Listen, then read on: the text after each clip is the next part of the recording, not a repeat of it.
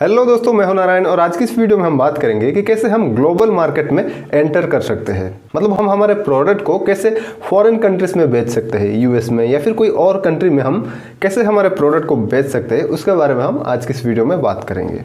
तो global market में enter करने के लिए हमें कुछ सीरीज ऑफ डिसीजंस लेना होता है, जैसे कि हमें वहाँ पर जाना भी है या फिर नहीं, वो डिसाइड करना पड़ता है। और अगर जाना है तो किस कंट्री में जाना है या फिर कितने कंट्री में जाना है, उसके बारे में हम डिसाइड करते हैं। और उस कंट्री में हमें किस तरह से एंटर करेंगे, उसके बारे में हमें पहले डिसाइड करना होगा। वहाँ पर कैसे हम मार्केटिंग करेंगे, हमारे प्रोडक्ट कैसे पोजिशनिंग करेंगे, उन सबको हम पहले डिसाइड करना होगा कि हम ये सब जो एक्टिविटीज़ है इसे कैसे वहाँ पर अप्लाई करेंगे। ज़्यादातर कंपनी ना अपनी जो डोमेस्टिक मार्केट है वहाँ पर ही रहना पसंद करते हैं। अगर उनकी जो डोमेस्टिक मार्केट है वो बहुत बड़ी है और वहाँ पर बहुत प्रॉफिट पोटेंशियल है, तो वो वहाँ पर ही रहना पसंद करता है। वो बाहर जाके क्यों रिस्क ले, क्यों वो डिफरेंट लैंग्वेजेस सीखे, क्यों वो डिफरेंट जो कंट्रीज है उसकी लॉज को समझे, उनकी लोगों की कल्चर को समझे। तो इसीलिए ज़्यादातर कंपनी ना अपनी जो डोमेस्टिक एनवायरनमेंट है, अपनी जो डोमेस्टिक मार्केट है, वहाँ पर ही अपना बिजनेस करना पसंद करते हैं, क्योंकि वहाँ पर वो काफ़ी दिनों से बिजनेस कर रहे होते हैं, काफ़ी उनका कॉन्टैक्ट्स होता है और उनका बिजनेस एक स्मूथ एंड अच्छी तरीके से चल रहा होता है, जो कि सेफर होता है एंड ईजियर भी होता है बाहर जाने के मुकाबले। बट क्या ऐसी चीज़ें हैं जो कि एक बिजनेस को बाहर जाने के लिए मजबूर करती है या फिर अट्रैक्ट करती है? अगर किसी कंपनी को बाहर ना अपनी जो करंट मार्केट है वहाँ से बहुत प्रॉफिट पोटेंशियल दिखाई देती है, या फिर वो अपनी जो कस्टमर बेस है उसे बढ़ाना चाहती है और उसकी जो रेवेन्यू है उसे बढ़ाना चाहती है, या फिर वो किसी एक मार्केट में डिपेंड होकर रहना नहीं चाहती है, वो ज़्यादातर मार्केट में फैलना चाहती है, क्योंकि अगर एक मार्केट में कोई प्रॉब्लम आती है तो वहाँ पर अपना जो बिजनेस है वो चलता रहेगा। या फिर जो भी ग्लोबल कॉम्पिटिटर्स है उनको काउंटर अटैक करना चाहती है, मतलब वो अपने देश में आ गए हैं, हमारे कॉम्पिटिटर बन गए, तो हम उनके देश में जाएंगे और उनसे कॉम्पीट करेंगे उनके मार्केट में। या फिर एक कंपनी को लगता है कि उसकी जो कस्टमर्स है वो विदेश जा रही है और वहाँ पर उनकी प्रोडक्ट की या फिर सर्विस की डिमांड को वो शो कर रही है। तो इन सभी वजह से ना एक बिजनेस जो है, एक कंपनी जो है, वो विदेश में अपनी जो ब्रांड है वो फैलाना चाहेगी। और बाहर जाने में ना बहुत सारे रिस्क होते हैं, जैसे कि आपको उनकी जो कल्चर है उसकी समझ है कि नहीं, या फिर उनकी जो प्रोडक्ट प्रेफरेंसेस है उनके बारे में आप जानते हैं या फिर नहीं। अगर ये सब नहीं जानते तो आप उनको एक अट्रैक्टिव प्रोडक्ट सजेस्ट नहीं कर सकते, या फिर आपको बहुत ज़्यादा कॉस्ट सहना पड़ सकता है वहाँ पर, या फिर आपकी जो मैनेजर है उसको बहुत ज़्यादा इंटरनेशनल नॉलेज नहीं है। वो आपकी डोमेस्टिक मार्केट में तो बहुत अच्छा मैनेजरिंग कर रहा था, बहुत अच्छा आपके बिजनेस को ग्रो कर रहा था, बट जब आप इंटरनेशनल जाओगे तो उसका इतना नॉलेज नहीं होगा। ये भी एक रिस्क हो सकता है। और ये भी हो सकता है कि आप उनके लॉ को अच्छे से समझे नहीं। मतलब आप एक कंट्री में क्या किए, अपनी जो फैक्ट्री है वो लगा लिए, बट उसके बाद क्या हुआ, उनकी जो लॉस है वो चेंज हो गया, या फिर पहले से कुछ लॉस ऐसे थे जो कि आपको समझ में नहीं आए थे, और वो आपकी जो प्रोडक्ट है, आपकी जो कंपनी है, उसे उन्होंने जब्त कर लिया, सील कर दिया। इस तरह के जो कॉम्प्लिकेशंस है ये सब आ सकते हैं। तो इन सभी को हमें अच्छे से समझना होगा अब्रॉड जाने से पहले। और नेक्स्ट हम देखेंगे कि हम किस किस तरह के मार्केट में एंटर कर सकते हैं। तो किसी भी मार्केट में एंटर करने से पहले हमें क्या करना होगा, हमें हमारे जो पॉलिसीज है, जो हमारे गोल्स है, उसे पहले हमें डिफाइन कर लेना होगा। देन उसके बाद हम किसी भी मार्केट में एंटर करेंगे। तो किसी भी ग्लोबल मार्केट में एंटर करने के लिए हमारे पास कई तरह के स्ट्रैटेजीज होते हैं, जैसे कि वाटरफॉल स्ट्रैटेजीज। वाटरफॉल अप्रोच में हम क्या करेंगे, हम पहले एक कंट्री में एंटर करेंगे और वहाँ पर हमारा जो बिजनेस है उसे पूरी तरह से एस्टैब्लिश कर देंगे। वहाँ पर जितने भी हमारे कस्टमर्स हैं उन सभी तक हम पहुँचेंगे। देन उसके बाद हम क्या करेंगे, और एक कंट्री में एंटर करेंगे। तो इस तरह से हम धीरे धीरे सिक्वेंसली एक कंट्री से दूसरी कंट्री को हम एंटर करते जाएंगे। और नेक्स्ट आता है स्प्रिंकलर अप्रोच। स्प्रिंकलर अप्रोच मतलब जैसे हम पानी छिड़कते हैं तो एक साथ ना कई जगह पर पानी गिरता है, तो उस तरह से ही हम एक साथ कई कंट्री पर एंटर कर सकते हैं। और अगर आपके पास बहुत ज़्यादा कॉम्पिटिटिव एडवांटेजेस है या फिर फर्स्ट मूवर एडवांटेजेस है, तो आप इस अप्रोच को ना अपना सकते हो और डिफरेंट कंट्रीज में एंटर कर सकते हो। तो जब आपके पास कॉम्पिटिटिव एडवांटेजेस होगा ना, तो तब ये जो अप्रोच है ये बहुत फायदेमंद साबित हो सकता है आपके लिए। कॉम्पिटिटिव एडवांटेजेस मतलब आपके पास ऐसी एक एडवांटेजेस है जो कि आपके कॉम्पिटिटर के पास नहीं है, और वो सिर्फ आप ही प्रोवाइड कर सकते हो अपने जो कस्टमर्स है उनको। मतलब आपके जो कस्टमर्स है उनको अगर उस तरह की सर्विस चाहिए, उस तरह के प्रोडक्ट चाहिए, तो वो आपके पास ही आएंगे। उसे कहा जाता है कॉम्पिटिटिव एडवांटेज। बट अगर आप चाहते हो कि मैं पहले एक ही मार्केट में घुसूंगा और वहाँ पर पहले पूरे जो कस्टमर बेस है उसे कैप्चर करूँगा, तो आप क्या कर सकते हो, आप वाटरफॉल अप्रोच को अप्लाई कर सकते हो। और कई प्रोडक्ट होते हैं जो कि बॉर्न ग्लोबल होते हैं, मतलब पैदा होते ही वो ग्लोबल होते हैं। जैसे ही हम उन्हें बना देंगे तो वो ग्लोबल हो जाएगा। जैसे कि ऑनलाइन वेंचर्स, यूट्यूब, ट्विटर या फिर फेसबुक, इंस्टाग्राम, ये सब जो चीज़ें हैं ये ग्लोबल है। जैसे हम इसे लॉन्च कर देंगे ये पूरा ग्लोबली विजिबल हो जाएगा। देन उसके बाद हमें सिर्फ मार्केटिंग करने की ही ज़रूरत होती है। और किसी भी मार्केट में एंटर करने के लिए हमें उनकी जो मैक्रो एनवायरनमेंट है उसे ऑब्जर्व करना होगा। मैक्रो एनवायरनमेंट मतलब पहले हमने पढ़ा था जो कि डेमोग्राफिक, इकोनॉमिक या फिर जो हमारा social, cultural, natural, technology and जो हमारा पॉलिटिकल, लीगल एनवायरनमेंट है उन सभी को हमें पहले ऑब्जर्व करना होगा अच्छे से। उसके बाद हम किसी भी मार्केट में एंटर करेंगे। मोस्ट ऑफ द कंपनी ना क्या करती है, अपनी जो नेबरिंग कंट्रीज होती है वहाँ पर पहले एंटर करना पसंद करती है, क्योंकि वहाँ पर उनकी जो कल्चर है वो लगभग सेम होता है, उनकी जो लैंग्वेजेस है, उनकी जो लॉ है ना वो लगभग सेम होता है। तो उनकी जो नेबरिंग कंट्रीज होती है वहाँ पर घुसना थोड़ा आसान होता है। जैसे कि अगर हम इंडिया में हमारा बिजनेस कर रहे हैं तो हम क्या करेंगे, हम नेपाल, भूटान, बांग्लादेश, इन सभी देशों पर हमारा बिजनेस जो है वो कर सकते हैं। मतलब अगर हम पहली बार ग्लोबल मार्केट में एंटर कर रहे हैं तो इन सभी कंट्रीज से हम शुरुआत कर सकते हैं। तो बेसिकली हमें क्या करना है, हमें ऐसी मार्केट्स ढूंढना है जहां पर कि कंपटीशन बहुत ही कम हो, मतलब वो जो मार्केट है वो बहुत अट्रैक्टिव हो और वहां पर रिस्क भी ना बहुत कम हो। उस कंट्री में हमें एंटर करना है। और हम हड़बड़ी में ज़्यादा कंट्रीज पर घुसने की बजाय हम क्या कर सकते हैं, हम किसी एक कंट्री में घुस सकते हैं और उसकी जो पूरी कस्टमर बेस है ना उसे हम कैप्चर कर सकते हैं। तो ये ज़्यादातर अच्छा होता है। या फिर कोई मार्केट है जो कि बहुत ही फास्ट ग्रो कर रहा है तो उस तरह के मार्केट को हम पहले टारगेट कर सकते हैं। चाहे वहाँ पर जितने भी कॉम्पिटिटर्स हो उस तरह के मार्केट को हम पहले टारगेट कर सकते हैं। और हमें डेवलपिंग कंट्रीज में घुसना है या फिर डेवलप्ड कंट्री में घुसना है, यह भी हमें डिसाइड करना होगा पहले। तो कंट्रीज को चूज करने के बाद हम उस कंट्री में किस तरह से बहुत ही इफेक्टिवली घुस सकते हैं उसके बारे में हम डिसाइड करेंगे। तो फॉरेन कंट्री में घुसने के लिए सबसे जो आसान तरीका है वो है एक्सपोर्टिंग। आप क्या कर सकते हो, आप अपने प्रोडक्ट को बाहर एक्सपोर्ट कर सकते हो। आप चाहे तो आप अपने प्रोडक्ट को खुद एक्सपोर्ट कर सकते हो अपनी एक एक्सपोर्टिंग डिपार्टमेंट बना करके। फॉरेन कंट्री में अपनी सेल्स डिपार्टमेंट एस्टैब्लिश करके वो सेल्स डिपार्टमेंट क्या करेगी, वो डिफरेंट डिस्ट्रीब्यूटर्स, डिफरेंट रिटेलर्स को मिल करके आपकी जो प्रोडक्ट है उसे सेल करेगी। और आप ना इनडायरेक्ट वे में भी अपनी जो प्रोडक्ट है उसे बाहर एक्सपोर्ट कर सकते हो। आप देख सकते हो कि कई तरह की कंपनीज होती है जो कि इंपोर्ट एक्सपोर्ट की बिजनेस करती है। वो क्या करते हैं, वो लोगों से प्रोडक्ट को खरीदते हैं मैन्युफैक्चरर से और वो बाहर सेल करते हैं। तो इसे कहते हैं इनडायरेक्ट एक्सपोर्ट। और यहाँ पर ना बहुत कम इन्वेस्टमेंट होता है और रिस्क भी बहुत कम होता है, क्योंकि यहाँ पर अपना एक खुद का डिपार्टमेंट नहीं बनाना पड़ेगा जो कि एक्सपोर्ट करेगी, या फिर बाहर आपको कोई सेल्स टीम बनाना नहीं पड़ेगा। यहाँ पर आप अपनी जो एजेंट है उसको अपना प्रोडक्ट दे देते हो और आपको पैसा मिल जाता है। और ज़्यादातर कंपनी जो है ना जो कि पहली बार ग्लोबल मार्केट में एंटर कर रही होती है वो ना इन सभी मेथड्स का यूज करती है। स्पेशली ये जो इनडायरेक्ट मेथड है ना, इनडायरेक्ट एक्सपोर्टिंग है, इसे ज़्यादा यूज करती है ताकि वो टेस्ट कर सके बाहर हमारा जो प्रोडक्ट है वो कैसा चल रहा है और उनको ज़्यादा इन्वेस्टमेंट भी ना लगे और रिस्क भी बहुत कम हो। और नेक्स्ट मेथड है किसी भी ग्लोबल मार्केट में एंटर करने के लिए, वो है लाइसेंसिंग। लाइसेंसिंग मतलब हम क्या करते हैं, हम और एक कंपनी को लाइसेंस प्रोवाइड करते हैं। मतलब हमारा जो लाइसेंस है वो और एक कंपनी को दे देते हैं कि वो हमारा जो मैन्युफैक्चरिंग प्रोसेस है उसे यूज करे। हमारा जो ट्रेडमार्क्स है, हमारे जितने भी ब्रांड लोगोस या फिर हमारा ब्रांड का नेम, इन सब का यूज करके वो अपना प्रोडक्ट बनाए और प्रॉफिट कमाए और उसके बदले वो हमें कुछ फीस देते हैं। और यहाँ पर ना दोनों के लिए विन विन सिचुएशन क्रिएट हो जाता है। जैसे कि कोई लाइसेंस देता है तो उसको ना ज़्यादा इन्वेस्टमेंट करना नहीं पड़ता है और फॉरेन में उसकी जो एक ब्रांच है वो ओपन हो जाता है, उसकी जो प्रोडक्ट है वो बिकने लगता है। और जो लाइसेंस लेता है उसको ना एक अच्छी ब्रांड मिल जाता है जो कि पहले से ही लोग उसके बारे में जानते हैं, उस तरह का एक ब्रांड मिल जाता है। और जो मैन्युफैक्चरिंग प्रोसेस है, जो उसका इंफ्रास्ट्रक्चर है, वो सब उसे मिल जाता है। तो ये दोनों के लिए विन विन सिचुएशन बन जाता है। हम क्या कर सकते हैं, हम फॉरेन के एक लोकल कंपनी को हमारी मैन्युफैक्चरिंग कॉन्ट्रैक्ट दे सकते हैं। मतलब अब वो हमारे लिए प्रोडक्ट बनाएगा। देन जब प्रोडक्ट बन जाएंगे तब हम हमारा जो ब्रांड लेबल है वहाँ पर लगा के वहाँ पर उस कंट्री में हम बेच सकते हैं।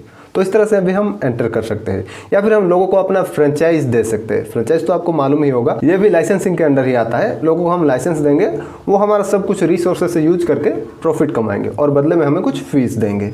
जैसे कि मैकडोनल्ड्स या फिर बर्गर किंग या फिर KFC, ये सब क्या कर रहे हैं, ये सब फ्रेंचाइजी मॉडल पर ऑपरेट कर रहे हैं। दुनिया भर में इन सब के फ्रेंचाइजीज है, वो क्या खुद ओन कर रहे हैं? नहीं, वो लोगों को अपना लाइसेंस दे रहे हैं, लोगों को अपना रिसोर्सेज दे रहे हैं, लोगों को अपना इंफ्रास्ट्रक्चर दे रहे हैं। तो इस तरह से भी हम फॉरेन मार्केट में एंटर कर सकते हैं। और नेक्स्ट आता है जॉइंट वेंचर। जॉइंट वेंचर मतलब हम और एक कंपनी को और एक फॉरेन कंपनी को हाथ मिला लेंगे, हम उनके साथ पार्टनरशिप करेंगे और हमारा जो बिजनेस है उसे रन करेंगे। अगर हमें लगता है कि बाहर हम ज़्यादा इन्वेस्ट नहीं कर सकते हैं या फिर ज़्यादा हम रिस्क नहीं ले सकते हैं, तो फॉरेन की एक जो कंपनी है उसके साथ हम क्या कर सकते हैं, पार्टनरशिप कर सकते हैं और उसके साथ मिल करके हमारा जो प्रोडक्ट है उनके चैनल के माध्यम से, उनके कॉन्टैक्ट के माध्यम से बेच सकते हैं। या फिर हमें लगता है कि वहाँ की जो कल्चर है उसको हम अच्छे से समझ नहीं पा रहे, तो हम क्या कर सकते हैं, उनके साथ पार्टनरशिप कर सकते हैं कि हमारे प्रोडक्ट को वो ना मार्केटिंग करे। और नेक्स्ट मेथड आता है डायरेक्ट इन्वेस्टमेंट। हम क्या कर सकते हैं, डायरेक्टली किसी भी कंट्री में इन्वेस्ट कर सकते हैं। हम चाहे तो वहीं के किसी कंपनी को बाय कर सकते हैं और वहाँ पर हमारा जो मैन्युफैक्चरिंग प्रोसेस है वो कर सकते हैं, या फिर हम अपनी खुद की मैन्युफैक्चरिंग प्रोसेस वहाँ पर इस्टेब्लिश कर सकते हैं, या फिर सर्विस फैसिलिटीज हम वहाँ पर बना सकते हैं। बट डायरेक्ट इन्वेस्टमेंट के बिना बहुत सारे एडवांटेजेस एंड डिसएडवांटेजेस है। जैसे कि डिसएडवांटेजेस मतलब यहाँ पर हमें बहुत सारा इन्वेस्टमेंट करना होगा और यहाँ पर रिस्क भी बहुत ज़्यादा है क्योंकि इन्वेस्टमेंट बहुत ज़्यादा है। और अगर हम अच्छी तरह से इन्वेस्टमेंट करते हैं तो यहाँ पर हमें प्रॉफिट पोटेंशियल भी बहुत ज़्यादा होता है और बहुत सारा नए अपॉर्चुनिटीज़ हमें मिलता है। और अगर हम डायरेक्ट इन्वेस्टमेंट करते हैं ना, तो हम हमारे जो कस्टमर्स है उनके करीब होते हैं। मतलब हम डायरेक्टली हम हमारा जो प्रोडक्ट है हमारे कस्टमर्स को बेच रहे होते हैं, तो वहाँ पर हम हमारे कस्टमर के साथ अच्छी रिलेशनशिप मेंटेन कर सकते हैं। हमारे जो डिस्ट्रीब्यूटर्स होते हैं, जो रिटेलर्स होते हैं, उनके साथ अच्छी रिलेशनशिप हम बना सकते हैं। या फिर उनकी जो गवर्नमेंट होती है, फॉरेन कंट्री में जो भी गवर्नमेंट होती है, उनके साथ भी अच्छी रिलेशनशिप हम बना सकते हैं। और वहाँ पर ना हमारी एक अच्छी इमेज बन जाती है क्योंकि वहाँ पर हम लोगों को जॉब्स दे रहे होते हैं, जॉब्स जनरेट कर रहे होते हैं हम लोगों के लिए। और कुछ कंपनी डायरेक्टली इन्वेस्ट ना करके, डायरेक्टली अपनी जो मैन्युफैक्चरिंग है वो वहाँ पर एस्टेब्लिश ना करके, वो क्या करते हैं, वो बाहर की मतलब उस कंट्री की एक बिजनेस को एक्वायर कर लेती है और उसको उसी नाम से ही वहाँ पर चलाती है। अपना ब्रांड नाम ना देके उसी नाम से ही वहाँ पर चलाती है क्योंकि वहाँ के जो लोग होते हैं उस ब्रांड से पहले से ही जुड़े हुए होते हैं और वो जो ब्रांड है वो वहाँ की लोकल ब्रांड होती है, तो वहाँ से वो बहुत ही अच्छी तरीके से जुड़े हुए होते हैं। जो कि एक फॉरेन कंपनी होगी वो अच्छे से उनके साथ रिलेशनशिप मेंटेन नहीं कर पाएगी या फिर वो जो कनेक्शन है वो बना नहीं पाएगी जो कि उसकी जो लोकल ब्रांड है वो बना सकती है।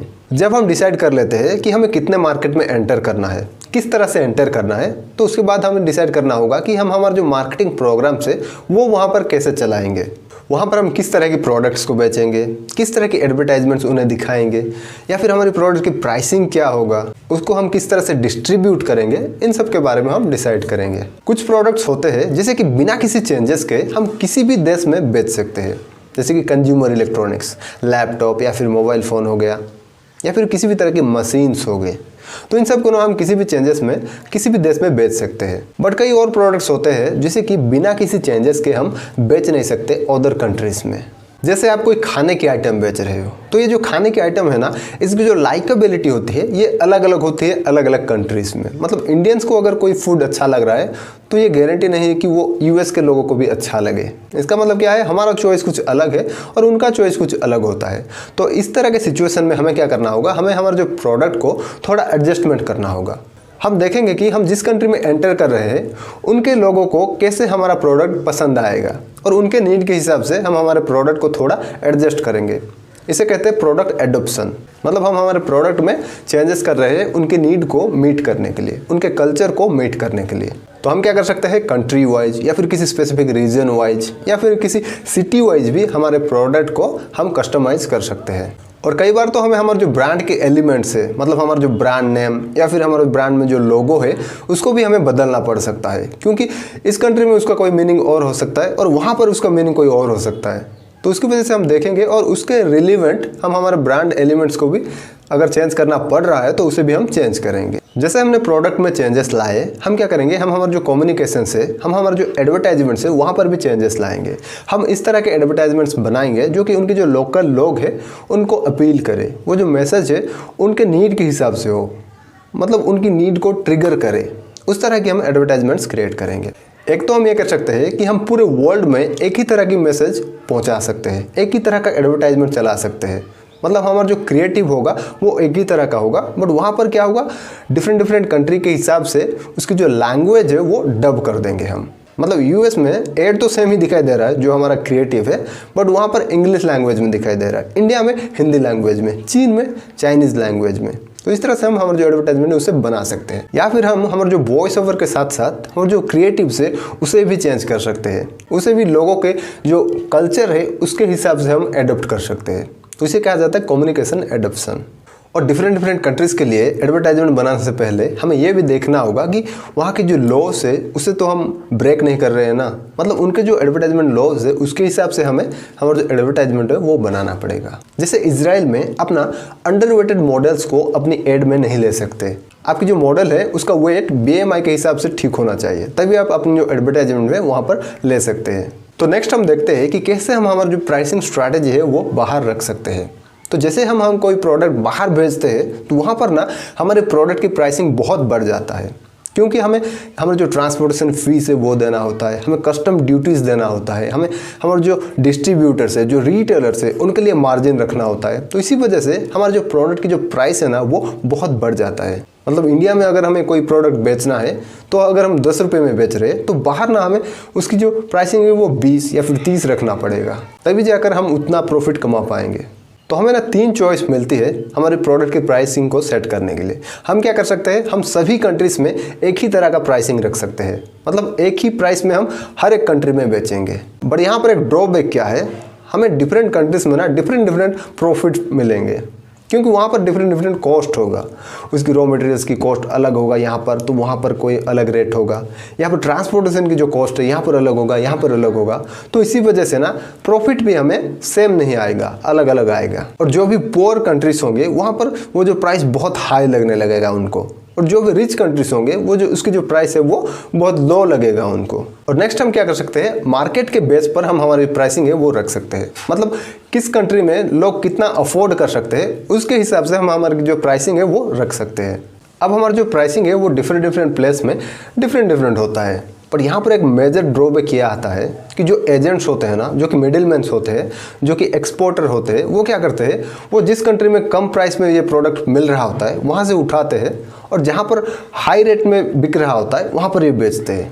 तो इससे क्या होता है, इससे कंपनी का लॉस होता है। हाँ, अल्टीमेटली वो हमारे प्रोडक्ट ही बेच रहे हैं, हमारे प्रोडक्ट ही बिक रहे हैं, बट जो प्रॉफिट पोटेंशियल है वो एजेंट्स खा जाते हैं। हम एज ए कंपनी हमें वो प्रॉफिट्स नहीं मिलते हैं, जिसे कि ग्रे मार्केट भी कहा जाता है। और इसकी वजह से ना हमारे जो रिटेलर्स होते हैं, हमारे जो डिस्ट्रीब्यूटर्स होते हैं, उनके साथ भी हमारा रिलेशनशिप जो है वो ख़राब होता है, क्योंकि ये लोग ना वहाँ पर सस्ते रेट में लोगों को प्रोवाइड कर देते हैं प्रोडक्ट, तो उनका प्रोडक्ट कोई नहीं खरीदता, इनका प्रोडक्ट खरीद लेते हैं लोग सब। तो इस वजह से हमारा जो रिलेशनशिप है वो ख़राब होता है। तो इसकी वजह से ना हमारा जो ब्रांडिंग भी बहुत ख़राब होता है, क्योंकि हमारा जो कस्टमर है वो एजेंट से परचेज़ किया है प्रोडक्ट, तो जब उसकी प्रोडक्ट में कोई ख़राबी आएगी तो उसका तो कोई गारंटी या फिर वारंटी नहीं होगा, वो एजेंट तो वो नहीं दे सकता। अगर वो हमारे कंपनी से डायरेक्टली खरीदे होते तो उनको हमसे गारंटी या फिर वारंटी मिल जाती। तो अगर उन्हें इस तरह का कोई सिचुएशन फेस करना पड़ता है तो वो डिससेटिस्फाई होंगे और उसका जो इफेक्ट है वो हमारे बिजनेस के ऊपर पड़ेगा। और ये जो छोटे छोटे मैन्युफैक्चरर्स होते हैं ना, ये क्या करते हैं, ये डुप्लीकेट प्रोडक्ट्स क्रिएट कर लेते हैं। आपने देखा होगा नाइकी का ओरिजिनल ब्रांड भी और उसका एक कॉपी वर्जन भी आता है। तो इससे क्या होता है, इससे हमारा ब्रांड का लॉस तो होता है और हमारे जो ब्रांडिंग पर भी इसका इफेक्ट पड़ता है, क्योंकि लोगों को लो क्वालिटी का प्रोडक्ट मिलता है और उनका जो परसेप्शन है ब्रांड के ऊपर वो ख़राब पड़ता है। और तीसरा वे जो है प्राइस को सेट करने का, वहाँ पर हम क्या करेंगे, हम हमारा जो कॉस्ट है उसके ऊपर एक मार्कअप सेट कर देंगे। मतलब जो भी हमारा कॉस्ट आ रहा होगा उस पे ऊपर हम कुछ मार्जिन्स जोड़ देंगे और उसको हम एज ए प्राइस सेल करेंगे। और जिस एरिया में हमारा कॉस्ट बहुत ज़्यादा होगा ना, वहाँ के लोगों को वो जो उसकी प्राइस है वो बहुत महंगा लग सकता है और वो ख़रीदना बंद भी कर सकते हैं।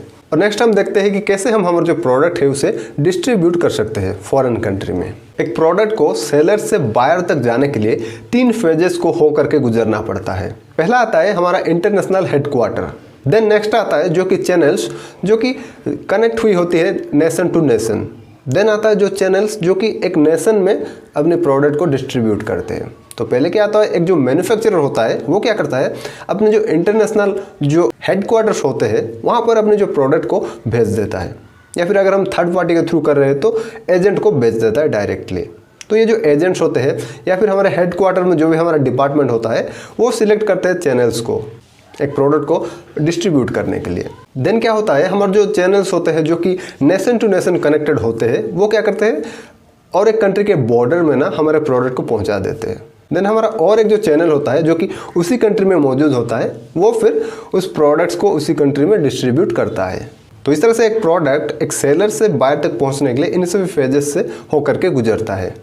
और ऐसे में ना हमारे जो डिस्ट्रीब्यूटर्स होते हैं, लोकल डिस्ट्रीब्यूटर्स, मतलब फॉरेन कंट्री के जो लोकल डिस्ट्रीब्यूटर्स होते हैं, उनके साथ हाथ मिलाना हमें बहुत फ़ायदेमंद हो सकता है, क्योंकि उनको उनकी कंट्री के बारे में बहुत ज़्यादा नॉलेज है। और हमें यह भी देखना होगा कि उस कंट्री में किस तरह का डिस्ट्रीब्यूशन चलता है। जैसे कि माना जाता है अगर आपको जापान में अपनी प्रोडक्ट डिस्ट्रीब्यूशन कराना है तो ये एक बहुत कॉम्प्लिकेटेड प्रोसेस है।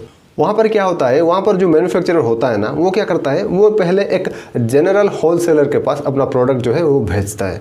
उसके बाद वहाँ से जाता है एक प्रोडक्ट होलसेलर के पास, उसके बाद प्रोडक्ट स्पेशलिटी होलसेलर के पास, देन वहाँ से जाता है रीजनल होलसेलर के पास, देन वहाँ से लोकल होलसेलर के पास, उसके बाद जाके रिटेलर्स के पास हमारा जो प्रोडक्ट है वो पहुंचता है। तो इस तरह से हमें देखना होगा कि किस कंट्री में किस तरह का डिस्ट्रीब्यूशन डिफरेंसेस आते हैं। और ग्लोबल मार्केट में ना हम कंट्री ऑफ ओरिजिन का भी यूज कर सकते हैं। डिफरेंट कंट्री के हिसाब से ना हमारे माइंड में डिफरेंट परसेप्शन बन जाते हैं। जैसे कि अगर हम कोई चाइनीज प्रोडक्ट देखते हैं तो हमें लगता है कि ये एक चीप एंड लो क्वालिटी का प्रोडक्ट होगा। कोई फ्रेंच प्रोडक्ट देखते हैं तो हमें लगता है कि ये बहुत स्टाइलिश होगा। तो इस तरह से ये सब ना हमारे दिमाग के अंदर डिफरेंट परसेप्शन बना देते हैं। तो आजकल क्या कर रहे हैं, डिफरेंट कंट्रीज़ क्या कर रहे हैं, अपनी मार्केटिंग कर रहे हैं, अपनी ब्रांडिंग कर रहे हैं, अच्छी इमेज बना रहे हैं। ऑर्गेनाइजेशन जो है वो अपनी अच्छी इमेज बना रहे हैं, क्योंकि वो जानते हैं कि अपने देश के इमेज के जरिए भी हम प्रोडक्ट सेल कर सकते हैं। तो इस वीडियो में इतना ही दोस्तों, और इस टॉपिक के बारे में ना बताने के लिए बहुत कुछ है जो कि मैं इस वीडियो में बता नहीं सकता, क्योंकि वीडियोज़ बहुत लंबी हो जाती है।